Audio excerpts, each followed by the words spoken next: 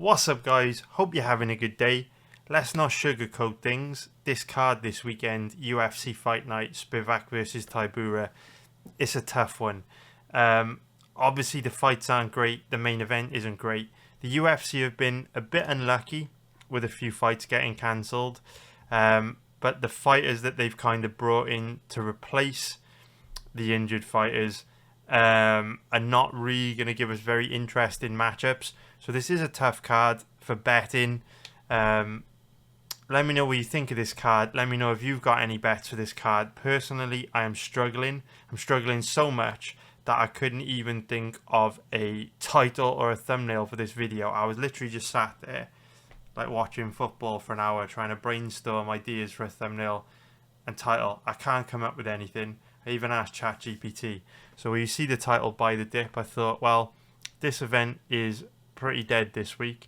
May as well use it as an opportunity to talk about myself before we get into breaking down these fights. So obviously I've titled the video Buy the Dip, and the dip I'm talking about is the dip that I've been going through in live betting recently. So it's quite a weird thing. Obviously I've got a football betting group, a UFC betting group, a UFC live betting group, and over the long term we make a profit on all these things. But I tend to only really talk to you about these things a lot of the time. Like, you won't hear me like mention football recently, and it's just gone through this weird situation where I only tend to talk about these things when they're going really well, which is probably like the worst time to talk about something, right? And let you guys know, you might want to give this a try, you might want to jump on board, because inevitably when things have been going really well for a long time, you're going to have dips, because nothing just keeps going up and up and up and up forever. It's impossible. We know that. You can't just keep winning at everything in life all the time. You're going to have dips, you're going to have flat periods, you're going to have bad patches, especially in sports betting. So recently I've been going through a dip, a bad patch on UFC live betting. We haven't been losing, but we've kind of just been floating around break even, as you can see from this dip here. So I thought I'd make a video highlighting this, because if you look at our history, every time we do have a dip, we follow it up with a big winning run. So you can see like a dip here, and then we had a nice winning run. Then you can see like a little flat period here, we had a nice winning run, and then we had like flat period here, nice winning run, dip here, huge winning run, dip here, huge winning run. You get the idea. So inevitably, where we have this dip and you see this nice steady consistent uptrend, it's inevitable that we're going to keep grinding up and making good profits in UFC live betting. But at the moment we're in a dip, so it's probably a decent time to jump on board if there's something that interests you. So rather than me come in like 6 months time and be like, check out my live betting, guys, we just made loads of money over the last 6 months, we've been doing really well, we've been smashing it, blah blah blah blah blah, we're on an amazing winning run, blah blah blah, and inevitably everyone wants to jump on board, so we're doing well, and then they run right into one of these dips, join us right into one of these dips. I thought I'll make a big deal of this, how we haven't been doing so well recently, because if you look in the past when we haven't been doing that well recently, like here, like here, like here, this was the point of maximum opportunity to jump on board.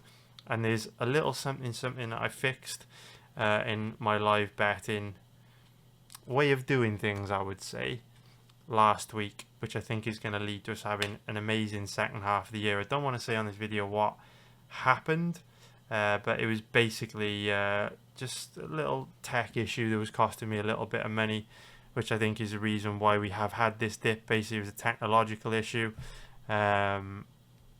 which was basically making live betting on the UFC harder over recent months. I fixed that last weekend, and I'm pretty confident second half this year is going to be fantastic. So from me to you, keep an eye on live betting. Even if you don't jump in now, just keep an eye on what we're doing, because I think this might not be a bad time to buy the dip, if you know what I mean.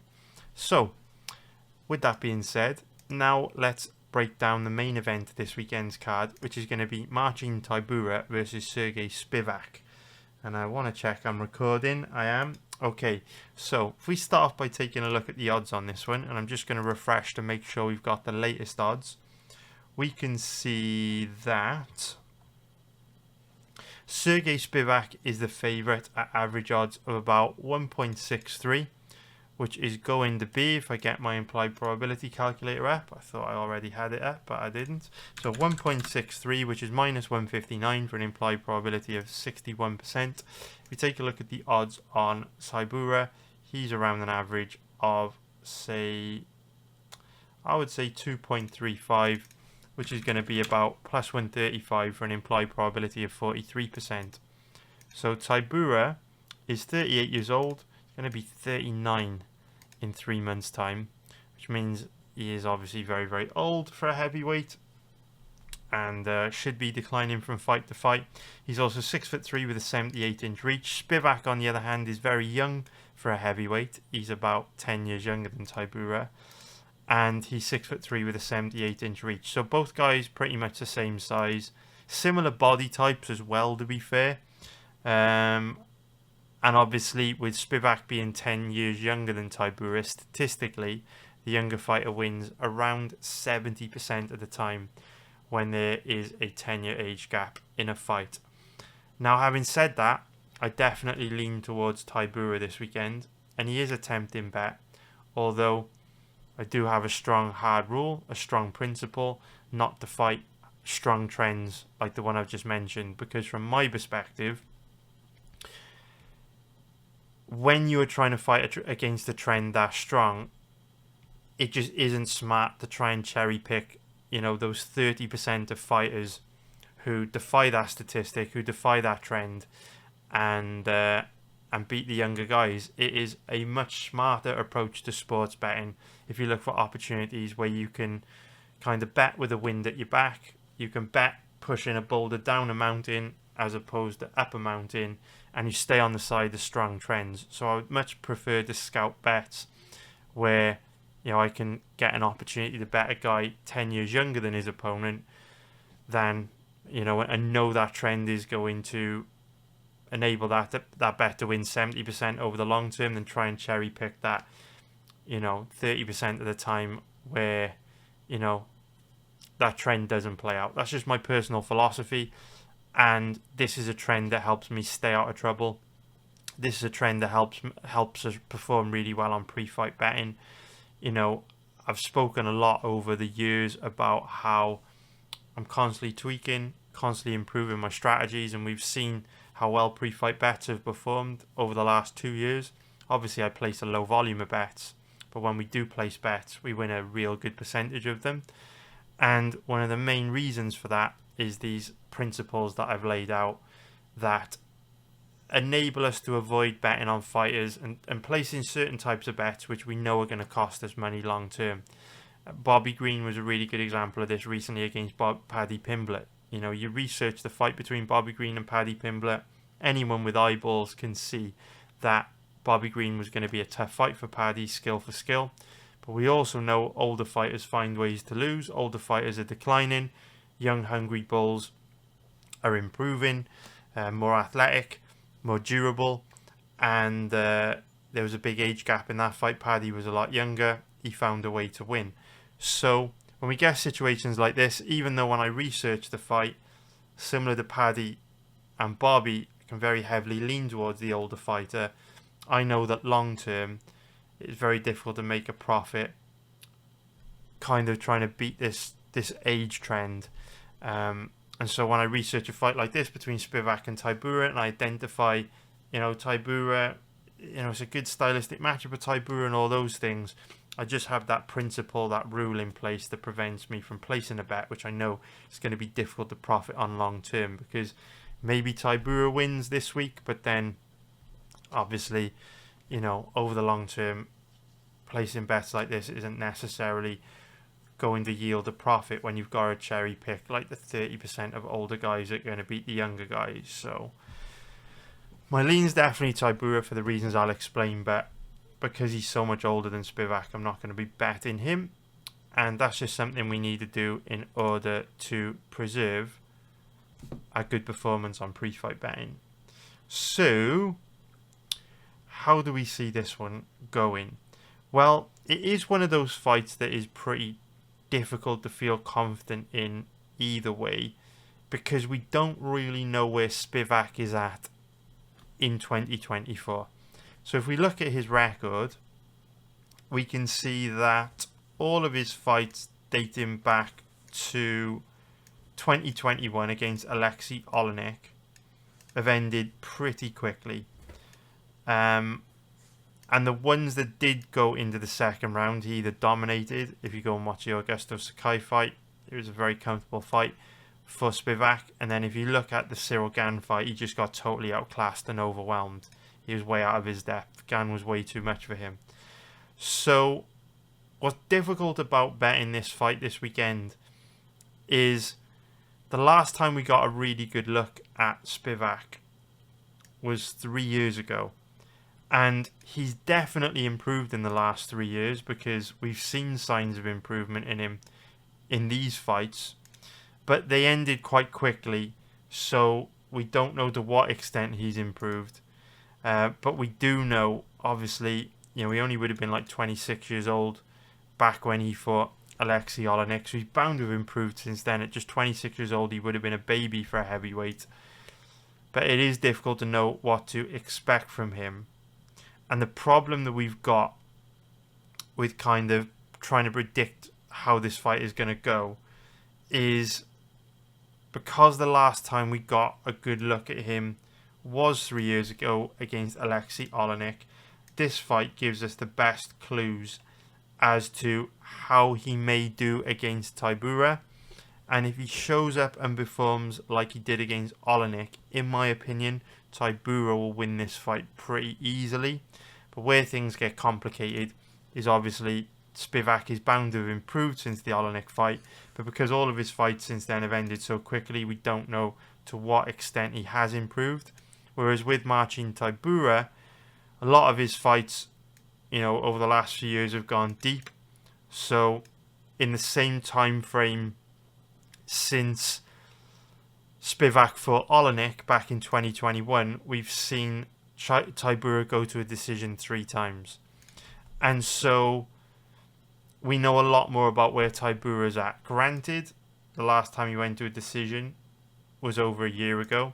And at this stage in Tybura's career, 38, 39 years old, he can decline rapidly at this stage in his career for sure.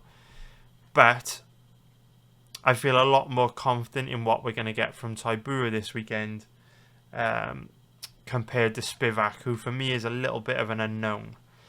So what I've got to do when I break down this fight is explain to you how I see this going based on, for the most part, Spivak's performance against Olenek, and kind of trying to factor in like 20 to 30 to 40% of improvement from him from what we've seen in these fights. So the main reason why I like Tybura in this fight is because Tybura performs quite consistently across like the full 3 rounds of a fight.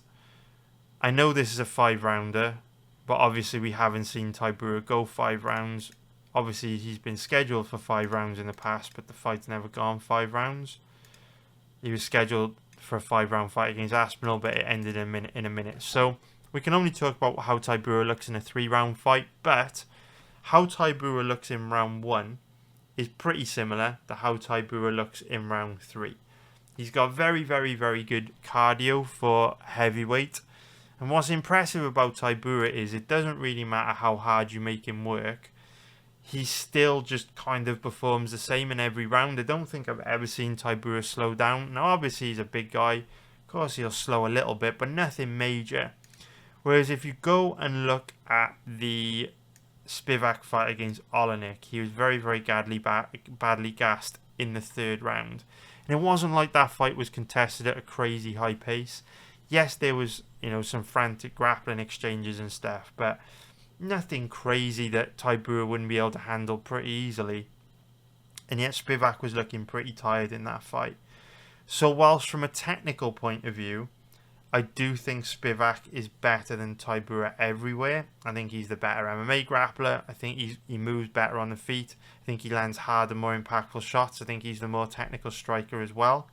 For me, with how bad he looked in the second half of the Olenek fight, I would be questioning how his cardio would hold up in a 5-rounder against Tybura, because I'm pretty confident Tybura looked pretty good in rounds 3, 4 and 5.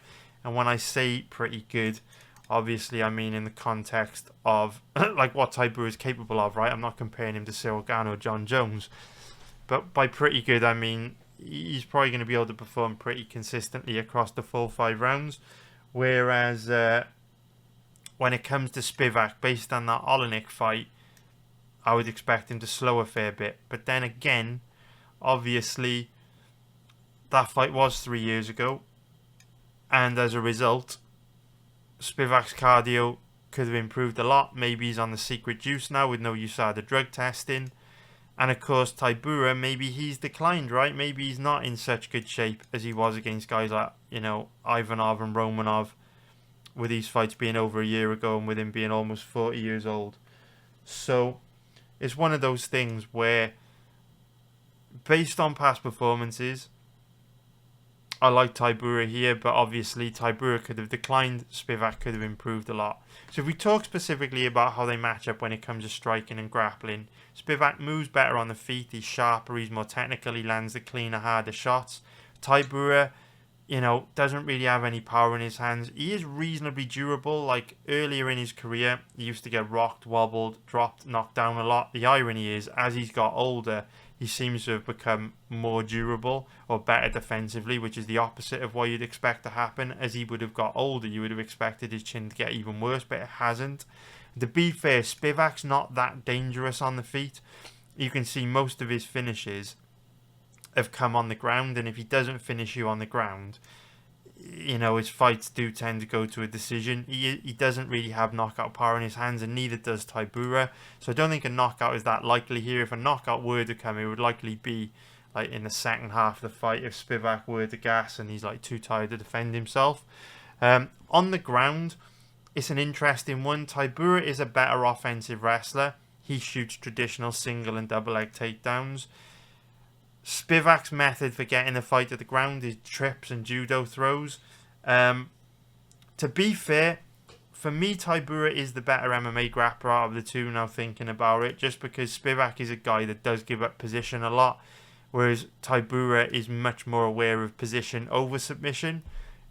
He's got better grappling control than Tybura, whose grappling control is a little bit light quite often because he gets overly aggressive trying to land ground and pound and attack with submission attempts.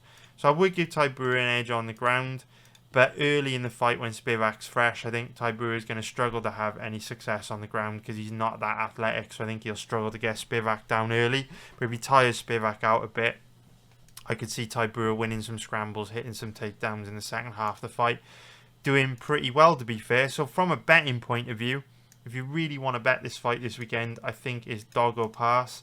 I would not want to be betting Spivak as a decent sized favourite. If you go and watch his fight against Alexei, it's like, say for example you've already bet Spivak or you're thinking of betting Spivak, I would just say go watch his fight against Alexei Olenek, and then if you still want to bet Spivak, go for it. But for me, after watching his fight against Olenek, I would not want to be betting this guy at an implied probability of like 61%, but that's just me. I think Tybura is the better side to be on. Having said that, obviously the kind of like the counter or rebuttal to what I just said is, obviously we know that the younger fighter wins around 70% of the time when there's a 10-year age gap in a fight. So if you were to just blind bet that over the long term, blind bet that statistic over the long term, you'd have a nice sort of 8.5%, 9% margin over the bookie here at these odds. So if you're a stats-based bettor, I guess I can't really criticize anyone for taking Spivak here, because that statistic and trend says over the long term you're going to be profitable irrespective of how this fight plays out. And at these odds, that's a pretty decent margin. So I said it at the beginning of the breakdown, old guys find ways to lose. So maybe Tybura will find a way to lose this weekend, but I don't think it's a bad fight for Tybura. So personally, I prefer to have my money on him at dog odds if I were going to bet it. But for me, I just don't want to fight that age trend because I know long term it'll get me into trouble. And thinking about it, obviously I'm just like, I've only got so much hard drive space. So like, these are just the two examples that have popped into my mind. But two examples from recent months I can think of where I've leaned towards the older fighter against the younger guy have been Jared Cannonier to beat Nasruddin Imavov. Obviously, Cannonier was doing well in that fight before getting rocked and knocked out. And obviously, Bobby Green to beat Paddy Pimblett. Those are two older fighters that I lean towards against younger guys. And they're 0-2, right? Both Cannonier and Bobby Green found ways to lose, even though they were pretty good stylistic matchups. And in the face of Cannonier, he was actually winning. So, you know, how will Tybura do this weekend? We'll find out. We will find out. So yeah, in terms of the over-under on this one, I think it's very likely this fight goes deep. Over 2.5 rounds is pretty tempting, to be fair. As you can see, Tybura is a bit of a decisionator, frequently fights to a decision. And Spivak, his last few fights have ended quickly, but that's because he's been facing guys who are very bad on the ground. Tybura isn't, or he's been fighting killers like Aspinall and Gann. With the way these two match up stylistically, you can see their last fight went to a decision, and obviously I don't think either of them are that dangerous, to be fair, for heavyweights. So I think there's a pretty good chance this fight will go to a decision too. In terms of prop bets, Tybura by decision is interesting to me. He was quite aggressive with the ground and pound against Tuivasa though, which softened Tuivasa up for the rear naked choke. I'm just thinking, if Spivak's cardio is as bad as it was against Olenek, then I think there's a reasonably good chance that Tybura could actually get him out there in the second half of the fight when Spivak's too tired to defend himself. So actually, the odds on Tybura by knockout or TKO aren't great. By submission, they're not bad. 12.0 plus 1,100. But maybe a bit too speculative. What about Tybura to win in rounds 4? 21.0 and round 5, 26.0. There are some options for you. Do your own research. See how you feel about it. I do think there's a reasonably good chance that Tybura could kind of get Spivak out of there and stop him in rounds 4 and 5. So have a little bit of a look into it yourself, research it, see what you think. Maybe you can dig up a prop you like. Obviously, at the kind of odds we're talking about with Tybura to win in round 4 and 5, you don't need to hit a particularly high win rate to be profitable on bets like this long term. So you might want to take a stab on both of them.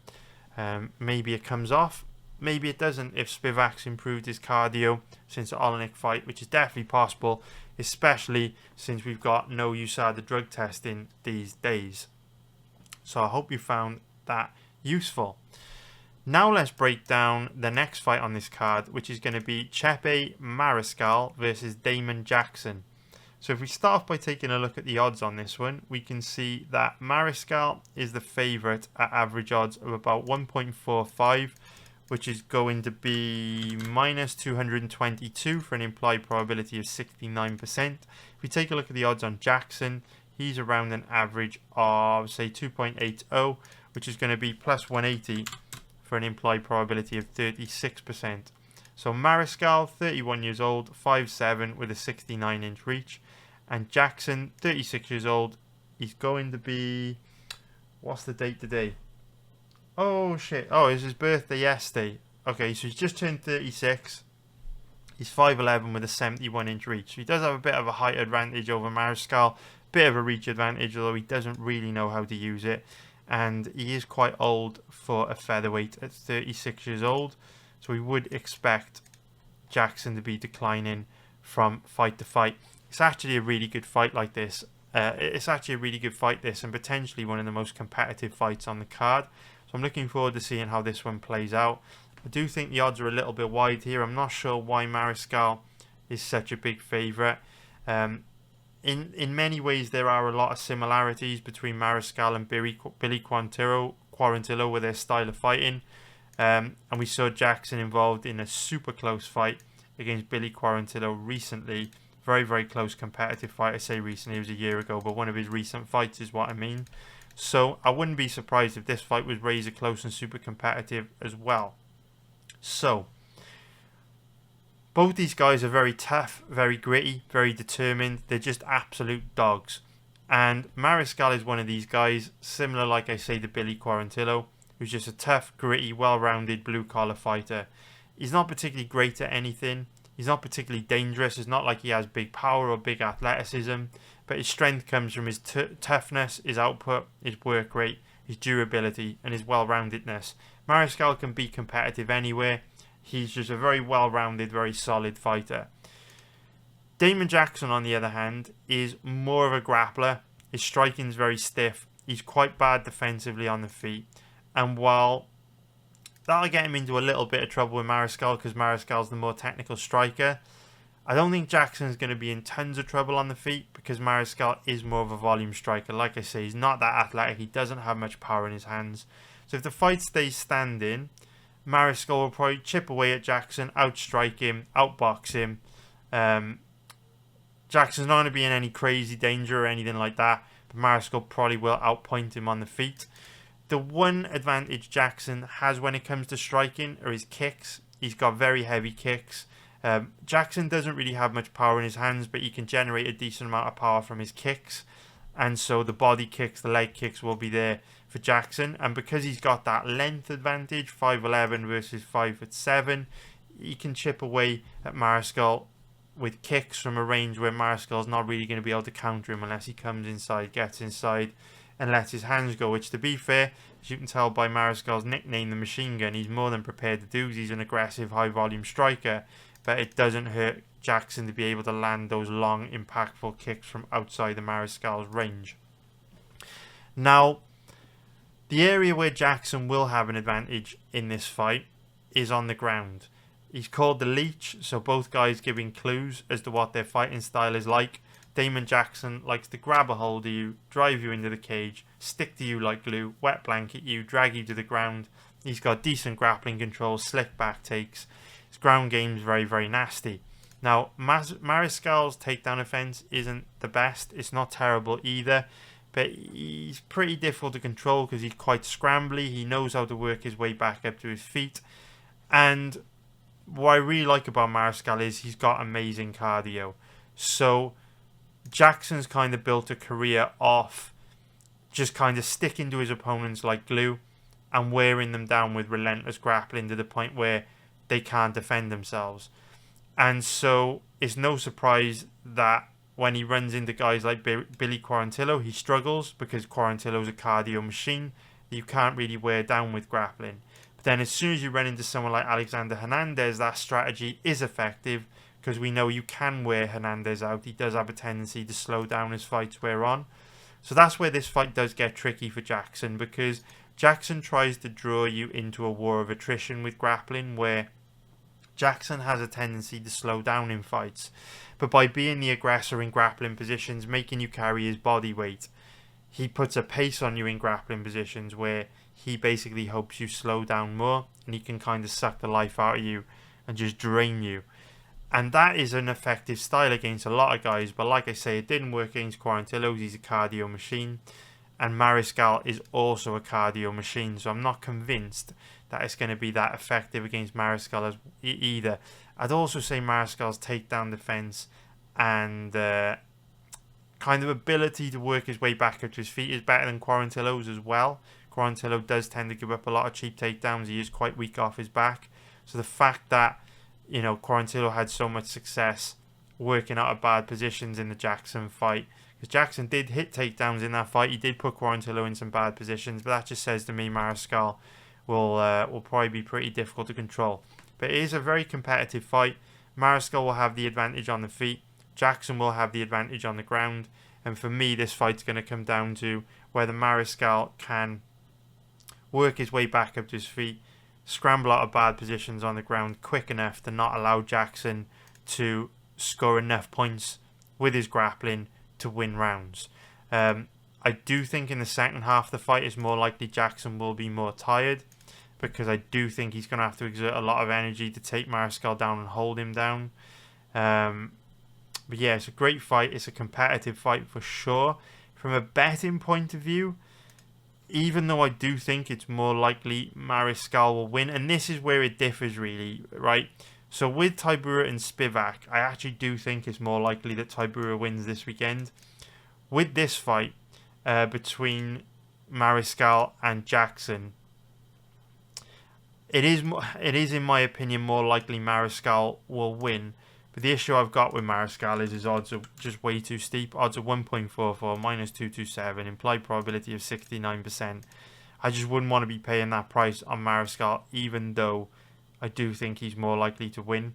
So if you really, really want to bet this fight to make watching him more interesting, I do think it's dog or pass. I think you're getting a much better risk to reward ratio on Jackson. He is very live here, because Mariscal's not that dangerous on the feet, and Jackson can cause Mariscal problems on the ground. He's a strong grappler. It won't be easy, but he could. So yeah, you know, I do think Mariscal's more likely to win, but all of his advantages are baked into the odds. Like, these odds are pretty steep on a guy like Mariscal. So this is dog or pass. But if you do bet on Mr. Jackson, you are putting your money in a lot of danger. I don't think he's most likely to win here. In terms of the over-under, I think there's a pretty good chance the over 2.5 rounds hits. Mariscal, as you can see, has been a decision in 2 of his last 3 fights in the UFC. And you can see Jackson frequently goes to a decision. Well, that's about... He's been to a decision in 4 of his last 7. But styles make fights. And the way these two match up stylistically means the fight's quite likely to go deep, because neither of them have really got knockout power. Yes, both of them have got the odd knockout win here and there, but for the most part they're volume strikers. And on the ground, they're both pretty skilled grapplers as well, so it's not going to be easy for either of them to submit the other. If this fight does end inside the distance, I actually think the most likely way it ends inside the distance is Jackson by submission. That's not particularly likely. So the over 2.5 rounds is pretty likely to hit here. I think this will be a competitive fight that goes deep. In terms of the prop bets on this one, Mariscal by decision is the only prop I would consider. The odds aren't great, but I do think that is the most likely prop to hit, and will probably hit a decent percentage of the time, I would imagine. So I hope you found that breakdown useful. Thank you very much. Let's move on to the next one. So now let's break down the next fight on this card, which is going to be Danny Barlow. Definitely going to butcher this guy's name, so apologies, Nikolai. I probably butchered your first name. Nikolai Veretennikov. Did I do all right with that? Probably not. So let's jump into it. So Mr. Barlow, might have to control and F this. There we go. Mr. Barlow is a 1.27 favourite, which is going to be minus 370 for an implied probability of 79%. And if we take a look at the odds on Veretennikov, he's around an average of, say, 3.85, which is going to be plus 285 for an implied probability of 26%. So Barlow is 29 years old, 6'2" with a 79-inch reach. Veretennikov is 34 years old, 6'1" with a 74-inch reach. So Mr. Barlow has a very nice 5-inch reach advantage there. Nothing wrong with that. Very, very nice. And he knows how to use it as well. Obviously, Barlow's a very technical striker. Great footwork, great movement. Fights long. Brilliant striking. So, obviously, Veretennikov is coming into this fight under tough circumstances, because he's taking the fight on, I believe, less than a week's notice. Barlow was originally scheduled to face Uros Medic. Actually, I think he's coming on about 10 days notice. Actually, this fight was announced last week. So, yes, the guy Chris Gutierrez is fighting that's coming on really short notice. So, yeah, Veretennikov coming on pretty short notice, 10 days, not ideal. Obviously, guys making short notice debuts lose quite a high percentage of the time. And Danny Barlow is a bit of a nightmare. Very, very good striker. Now, when I saw that Barlow was fighting a guy from Kazakhstan, I did get a bit excited, because I thought that with Veretennikov being from Kazakhstan, he may have a base in combat sambo. and he may be a strong grappler, which was interesting to me because obviously Barlow is a big favourite, and guys from Kazakhstan with bases in combat sambo tend to be pretty good grapplers, and we know that Barlow's one big weakness is that his takedown defence and ground game isn't very good. There are some fights from him outside the UFC where his ground game looks very low level, but in his debut, Josh Quinlan didn't really try to expose that by taking him down, so it was a very comfortable debut for Barlow. I think Quinlan only really shot one takedown in that fight late on, and by then he'd been beaten up, taking too much damage, was too tired to even get near it, and obviously Quinlan isn't the best offensive wrestler. But after watching a lot of Veretenikov's recent fights, unfortunately, this guy doesn't appear to have a base in combat sambo, or at least if he does, he doesn't have any grappling to it, and he's more of a striking-based combat sambo practitioner, because he is a striker, he is a stand-up fighter, and he's just nowhere near the level of Danny Barlow when it comes to striking. So, based on past performances, I wouldn't expect any grappling in this fight, because Veretenikov rarely tries to take his opponents down. Barlow doesn't try to take his opponents down, he's a pure striker. And if this fight stays standing, it's a very good stylistic matchup for for Danny Barlow, because he's just a far superior striker. Veretenikov doesn't really have much power in his hands. He moves all right. He's just a very average, basic striker. Nothing particularly special. Doesn't really have power in his hands. Doesn't move particularly well. Not a particularly dynamic or technically skilled striker. Whereas Barlow's a bit special. He fights long. He moves well. Throws nice combos, nice diverse range of strikes. So yeah, Barlow should get this done, man. There's like not a lot more to say about it, really. So yeah, in terms of the over/under, Barlow showed in his debut against Quinlan that he does have the killer instinct. He really sat down hard on his combinations to try and get Quinlan out of there. So with Veretenikov coming in on, really short notice, he's never been knocked out, but it's not going to be easy going the distance with Barlow on like 10 days notice. So I do think it's more likely that this fight doesn't go to a decision. I wouldn't bet it just because the odds are pretty steep, and we don't know what kind of shape Veretenikov is coming in to this fight with. We don't know. Maybe he'll switch it up and grapple. Maybe he's done his homework on Barlow. Maybe he can grapple. He just hasn't really shown it to us in his past fights. The odds are a bit steep on that for me, but if you really want to bet the over-under, I would bet not to go to a decision here.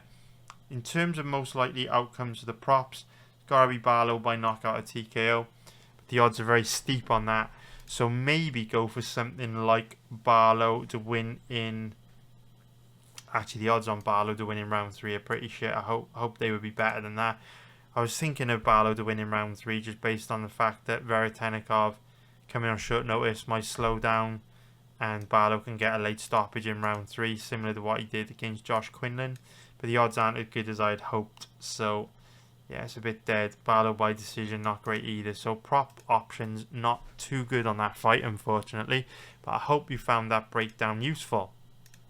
Now let's break down another fight on this card featuring a short notice call-up, and Kwang Bang Lee is coming in on even shorter notice than Mr. Veretenikov. This fight was announced this week when Basharat dropped out of his fight against Gutierrez, which was a real big shame because Basharat versus Gutierrez was a real good stylistic matchup, an interesting fight, and the fact that Uros Medic and obviously Basharat have dropped out have made this card a bit shit, really quite shit, one of the worst cards of the year, when actually, Barlow versus Medic, Gutierrez versus Basharat, they were two interesting fights that would have made this card pretty good.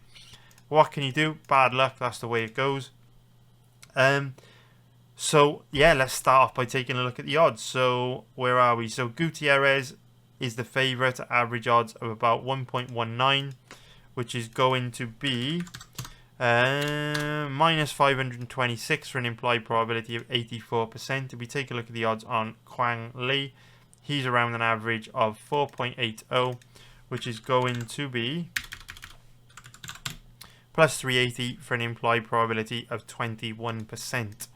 So Gutierrez, 33 years old, 5'9" with a 67-inch reach. Quang Li, 32 years old, 5'6" with a 70-inch reach. So both guys roughly the same age, roughly the same size, nothing too major going on there. So similar with Veretennikov, I got a bit excited when I saw Gutierrez as a big favourite against, someone like Quang Li. Because I didn't know anything about Quang Li before I researched him. And obviously Gutierrez has got really bad takedown defense and a low-level ground game. So with him being such a big favourite, I was like, this is interesting. Because if Quang Li's a grappler, he actually has a shot at beating Gutierrez, because Gutierrez's takedown defense and ground game is so bad that any capable, able-bodied grappler in the division could potentially beat Gutierrez. Unfortunately, when I watched footage of Quang Li, I was very, very disappointed because he has no grappling. In fact, he has worse grappling than Gutierrez. Quang Li is a pure striker. He has bad takedown defense and a bad ground game himself. He's a striker. He's coming on less than a week's notice. And Gutierrez is probably going to absolutely smoke him here because Quang Li's just nowhere near his level.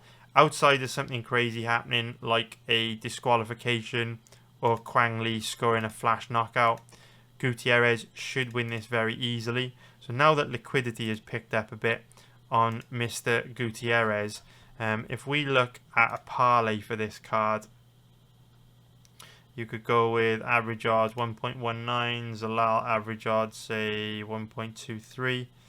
Yeah, it's not good. The odds aren't great, 1.47, but I would be very, very surprised if Zalal and Gutierrez were to lose this weekend. They have great stylistic matchups in front of them, so they both probably do win. So even though the odds are steep, these are like two rare big favourites in MMA that I would be amazed if either of them lost. So, obviously the bet is not that exciting. Two very, very steep favourites, but every once in a while fights come along in MMA where there's virtually no way a guy is going to lose. Very rare in MMA, but I think Zalal and Gutierrez tick those boxes this weekend, and it's very, very rare that I talk like that. So yeah, terrible fight for Quang Li. Gutierrez should win very easily. So if we take a look at the over-under on this one, I think the skill gap is big enough that Gutierrez likely gets a win inside the distance here. Quang Li's pretty tough. He's undefeated. He's never been finished. But he has fought a very low level of opponent up until this point in his career. Coming in on less than a week's notice against Gutierrez isn't going to be easy. Gutierrez isn't really a finisher. Having said that, the skill gap is big enough here where I think Gutierrez probably gets a decision this weekend. And then in terms of the props on this one, Gutierrez by knockout or TKO, in my opinion, is the most likely outcome. So I hope you found that breakdown useful. And before we go into breaking down the next fight, I just want to briefly check the football scores. I know UANL Tigre are beating Pachuca 1-0 because I have my iPad here kind of keeping track of the game out the corner of my eye in case we dig up a live bet on that one, but I don't think we're going to. And Seattle Sounders 2-0 up against LA Galaxy after just 11 minutes. LA Galaxy, what the fuck is going on? What the fuck is going on? Pencil, Pug up front.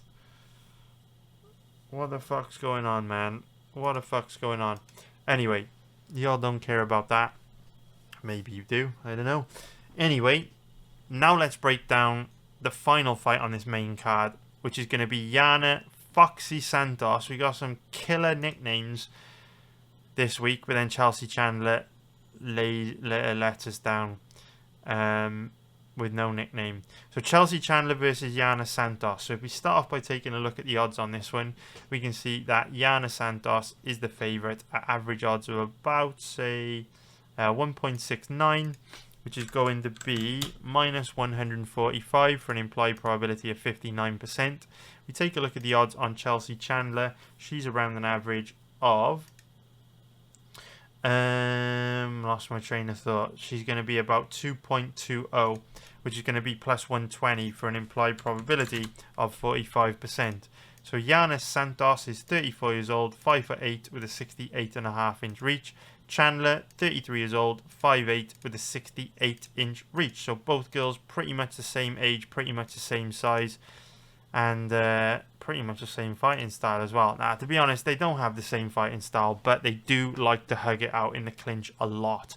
So there's a pretty good chance these two girls are going to spend a lot of time hugging it out in the clinch, with not a lot happening, to be honest with you. So, when I first started researching this card, Chelsea Chandler was one of the first names that jumped out at me as a potential bet, because she was the underdog. From memory, she's quite aggressive, and I absolutely hate Yana Santos' fighting style. I think it's utterly pathetic. So, basically, all Yana Santos does in fights is avoid engaging on the feet. She doesn't really strike very much. She'll bounce around on the outside and kind of jab the air and kick the air, but do a whole lot of nothing. Think like Holly Holm, right? Bounce around on the outside and mostly miss. And she won't really try to take you down either, but she's got good cardio and she's big and strong. So she'll just kind of grab hold of her opponent, drive them into the cage, and just try to like knee their legs to death in the clinch. And she won't really do a whole lot else. That's basically Yana Santos' fighting style, which is obviously dreadful, because when all she's looking to do is win fights by decision, by kneeing you in the leg in the clinch, it obviously becomes easy to out-grapple her, easy to stop that from happening, and also easy to outstrike her. So her style or approach to fighting is terrible, which is probably why she's lost her last three. And, you know, I mean, she almost lost the Caitlin Vieira fight as well, to be fair. But yeah, she's only really picking up wins against very low-level fighters. So it's an interesting fight, because Chelsea Chandler is aggressive with trying to get takedowns. She's more aggressive on the feet. She likes to hustle hard in the clinch. My one issue with Chandler is her takedown offense is truly terrible. She's one of these fighters that just has fundamentally bad balance, like a Leon Edwards. As soon as you touch her legs, she'll fall over. We were talking about this with Dontel Mays last week when we broke down his fight against Gaziev. Some fighters just have really bad balance, and if you touch their legs, they'll just go down very easily. Chandler is like that, and if Santos gets on top of you, she does have a heavy top game, strong grappling control. But Santos just doesn't really shoot takedowns.